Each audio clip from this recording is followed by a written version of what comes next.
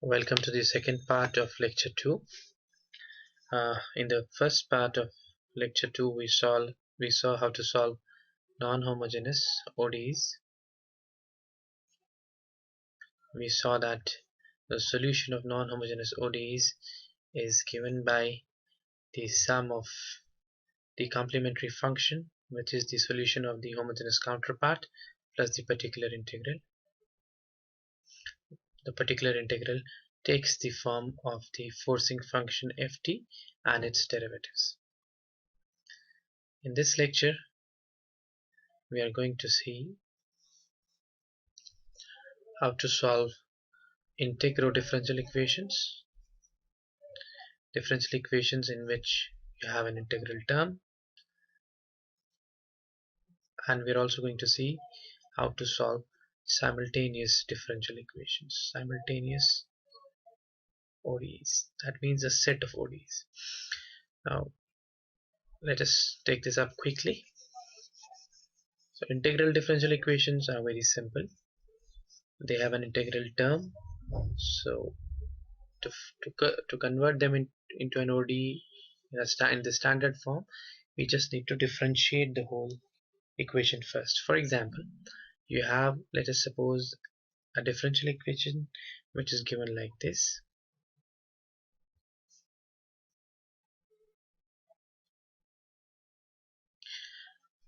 Which has terms up to a naught xt, but it also has an integral term after that, which is, say for example, something like this, integral of x tau d tau, and then you have a forcing function on the right hand side. So the easiest way to solve this is to differentiate the whole thing once and rewrite it as an ordinary differential equation. So when you differentiate the whole thing once, you will get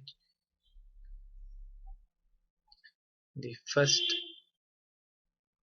term would be an xn plus 1t, plus the second term would be an minus 1 xnt, plus you will go up to a0. This will be the first differential now, x dash t, and this will be xt, and on the right hand side you'll have f dash t.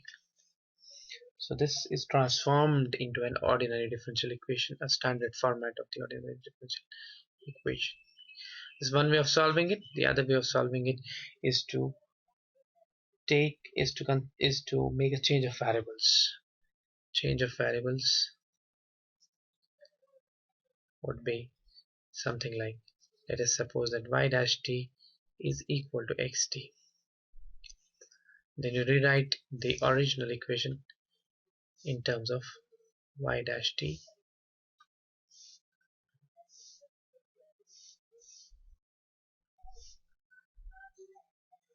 rewrite the original equation in terms of yt. So the first term, when y dash t is xt, that means you can differentiate this n times. So xnt would be yn plus 1t. So you have an yn plus 1t plus an minus 1 ynt plus go up to a0 y dash t plus a minus 1 yt is equal to, the right hand remains the same, ft. Please note that here the right hand changes, it becomes f dash t. Here it remains the same, it is ft. Then you can solve this equation, and the solution that you get yt, you will then differentiate the solution to give you xt. So this is how you solve integral differential equation. It consists of an additional step in which you change the differential equation, the integral differential equation, into an ODE in standard format, either by a change of variables or by differentiating once throughout. The other thing that we're interested in right now is a set of simultaneous differential equations. What does this mean? Simultaneous differential equations. You'll have more than one equation and more than one variables. Like for example, you have something like this. You're writing, you have two variables x and y. Alpha 1 x dash t plus alpha 0 xt plus beta 1 y dash t plus beta 0 yt is equal to 0, and then alpha 2 x dash t plus alpha, say for example alpha 3 xt plus beta 2 y dash t plus beta 3 yt is equal to 0. So you have a set of two differential equations, equation number 1, equation number 2, and you don't have just one unknown, one variable xt, you also have another variable which is yt. So this is a set of simultaneous ordinary differential equations with constant coefficients which is homogeneous.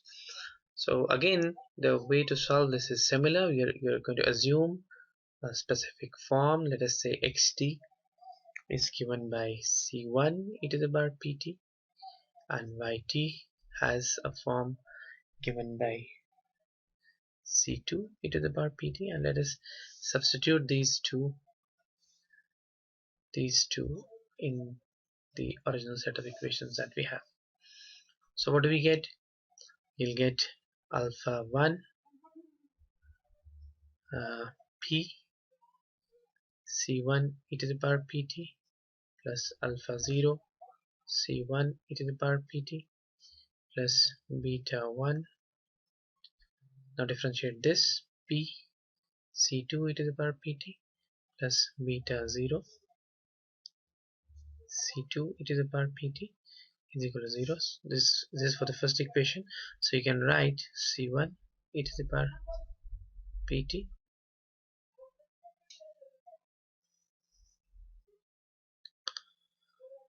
alpha 1 p plus alpha 0, and then c2 e to the power pt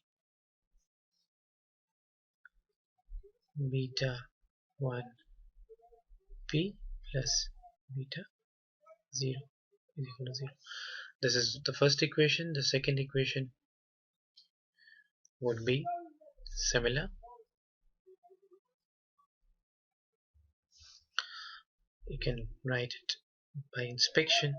c1 e to the power pt will come out, so you'll have alpha 2p plus alpha 3, and then c2 e to the power pt will come out. You'll have beta 2p plus beta 3 equal to 0. So these two equations you get when you substitute the solution that you have assumed into the original set of equations. This you can write down in matrix form like this.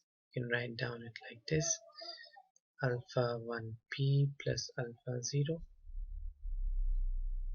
beta 1p plus beta 0, and then alpha 2p plus alpha 3, and beta 2p plus beta 3 times c1 e to the power pt c2 e to the power pt is equal to 0, 0, right? So this is just the product of two matrices. It gives you two equations. Now the non-trivial solution in this case is of course going to be when the determinant of this matrix on the left hand side, the first matrix, is 0, because you have a trivial solution when p is minus infinity, but we're not interested in that. So when you see this equation and you try to solve it, you'll get a solution for the determinant of this thing.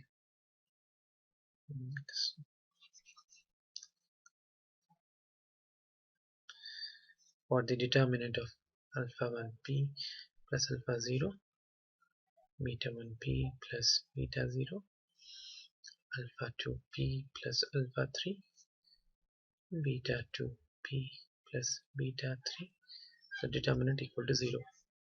This is the characteristic equation.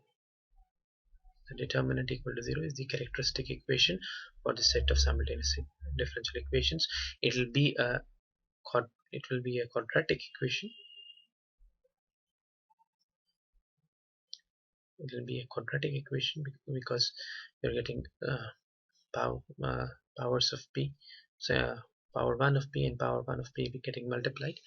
The quadratic equation, so you'll have two roots, p is equal to p1 and p2, and then you can put in these two roots in the solution that you have assumed to give you the two variables. So your xt will be c1 e to the power p1t plus c2 e to the power p2t, and your yt is going to be c3 e to the power p1t plus c4 e to the power p2t, and this is going to be your solution to the question.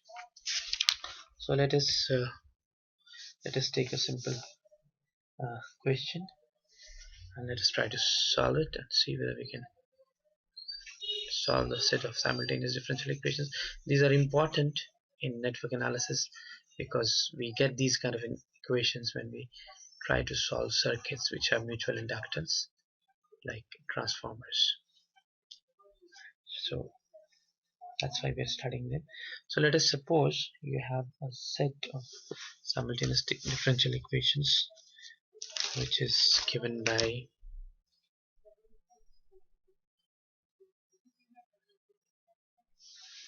suppose we are given the set of simultaneous differential equations twice x dash t plus 4xt plus yt minus y dash t minus yt is equal to 0. Then x dash t plus 2xt plus y dash t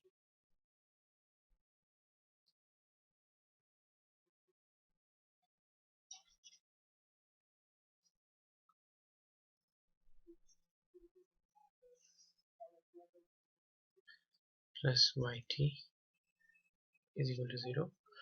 So the characteristic equation can obtain simply by substituting for p here. So this is going to be 2p plus 4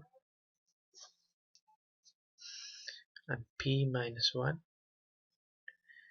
The characteristic equation is this is p plus 2, this is p plus 1. The characteristic equation is given by this determinant equal to 0. If you solve this, you'll get p is equal to minus 2 minus 3. So the solution is xt is equal to c1 e to the power minus 2t plus c2 e to the power minus 3t and yt equal to c3 e to the power minus 2t plus c4 e to the power minus 3t. Then you can find out the values of c1, c2, c3 and c4 by additional information given about the differential equations.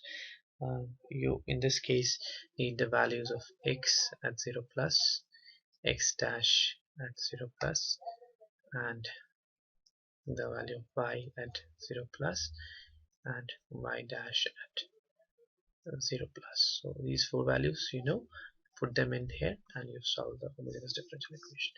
You can have a slight modification. Suppose instead of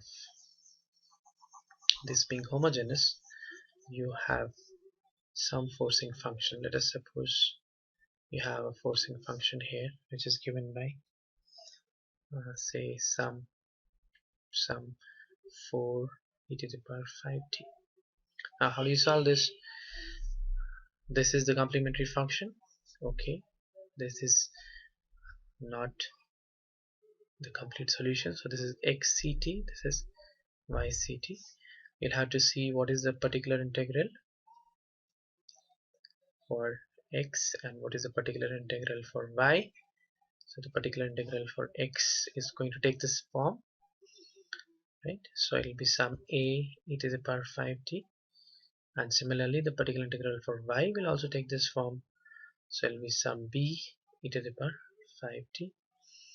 So the complete solution would be x is equal to xct plus xpt, where xc is given by this equation and xp is given by this equation, and similarly y is equal to yct given by this equation plus ypt given by this equation.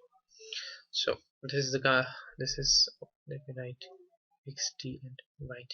So this is the complete solution, and to evaluate a and b, you put them in the original equation because these are particular solutions to this set of equations and they are valid without the complementary function also. So if you do that, you'll get the values of a and b. Like for example, if I do it here, I can put in 2, the say a first differential of xpt, that is 2 into 5a e to the power 5t plus 4a e to the power 5t plus y dash, that is b e to the power 5t minus yt. Y dash also y dash will have a 5 here, right? Minus b e to the power 5t is equal to 4 e to the power 5t. So this gives me the first equation, which is 10a plus 4a plus 5b minus b is equal to 4, which is 14a minus 4b is equal to 4. So this is the first equation that I get when I substitute the particular integral here, and I'll also get a similar equation if I substitute the particular integral in here. So I get two equations for a and b. This gives me the solution for a, this gives me the solution for b, right? And then I put in the initial conditions and they'll tell me about C1, C2, C3 and C4, and finally the problem is solved. So try this problem and try to see what is your answer. So this is how you do simultaneous differential equations. So in a nutshell, we have seen in these two lectures, lecture 1 and lecture 2, that the governing equations of uh, networks that we're going to solve, specific types of networks which cover, of course, a large domain of the networks that are studied or made or synthesized or analyzed. So we have seen that the governing equations are differential equations and they have a particular form. They are ordinary differential equations, and we have seen that ordinary differential equations can be solved very easily using the concepts that we have learned in mathematics.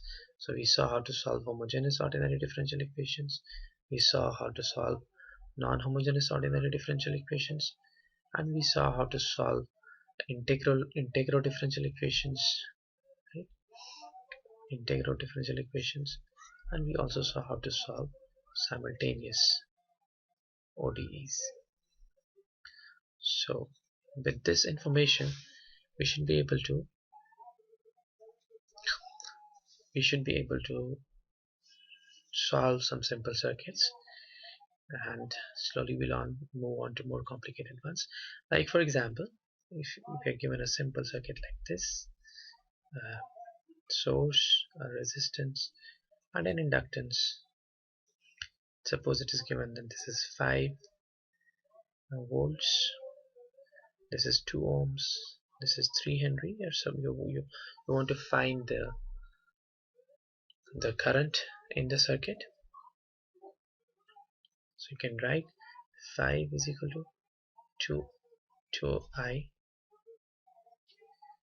where this is the current IT, plus 3 dit by dt.